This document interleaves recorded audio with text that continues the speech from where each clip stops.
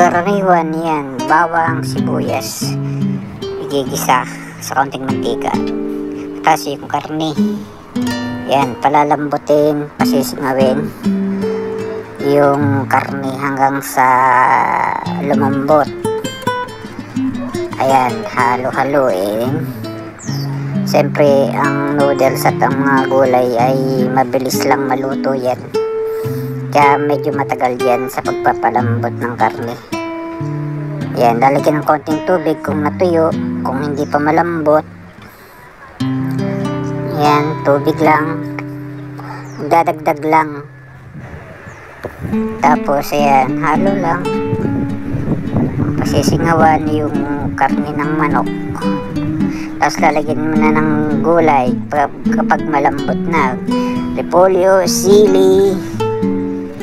Yan. Kahit anong gulay na gusto nyong isahog sa paggigisa. Tapos yung noodles, yung bihon. Yung bihon na sinasuggest ko ay dalawang klase. Yung ginamit namin dyan ay yung pang sotanghon kasi maalsa yun. Meron kasing bihon na nadudurog. Kaya para siguradong maalsa, lagyan nyo yung pang sotanghon na noodles ang gamitin nyo. Ayan, habulan nyo ng tubig na kinulo. Tapos yung isa pang klase ng noodles, yung egg noodles, pwede rin haluan yan. Nasa sa inyo kung anong noodles ang ilagay nyo. Karaniwan, yung dalawang noodles na yun ang ginagamit. Yan, hantayin lamang kumulo ang sabaw habang ilalagay nyo yung mga noodles, yung sotanghon noodles o bihon at saka yung egg noodles. Pwede rin na sotanghon noodles lang or bihon noodles. Pagkatapos, yan, halo-haloin nyo. Paliguan nyo ng kumukulong sabaw yung noodles. Yan. At para hindi dumikit sa ilalim. Yan, haluin nyo lang maigi. Pero dahan-dahan lang kasi baka madurog.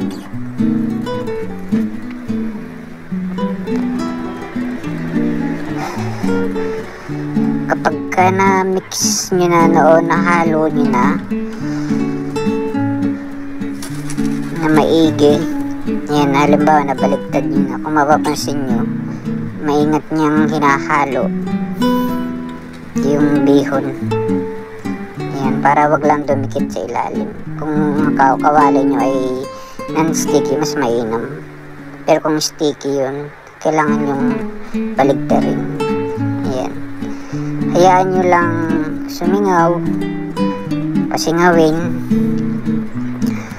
hanggang lumambot na yung mga noodles. Ayan, halo ulit. Kung mapapansin nyo, na-absorb na yung sabaw. Ayan, natuyo. Yung sabaw niyan kanina ay marami, hinabulat pa. Basta tandaan nyo, ang tubig na ihahabol nyo ay kinulo na para hindi mahilaw yung noodles. Ayan, oh, mapapansin nyo, umaalsa na. Ayan.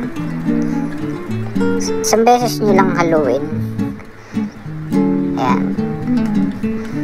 Kapag na-absorb na yung sabaw, pwede pa rin yun namang haluan ng habulan ng tubig na kinulo.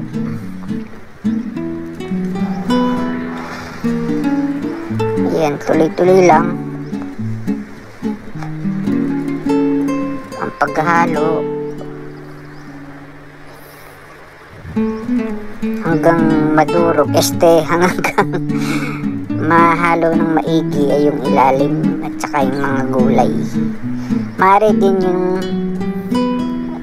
lagyan ng gulay pa bago hanguin para medyo crunchy ang gulay. Ayan. Pwede nyo rin lagyan ng butter kung gusto nyo lang. Kung ayaw nyo, okay lang naman.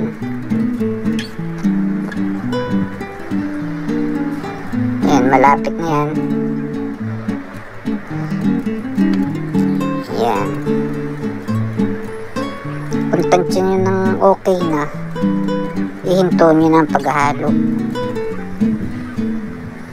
Ayan, inaluan nyo ng kinulong tubig ulit kasi parang tuyo o dry.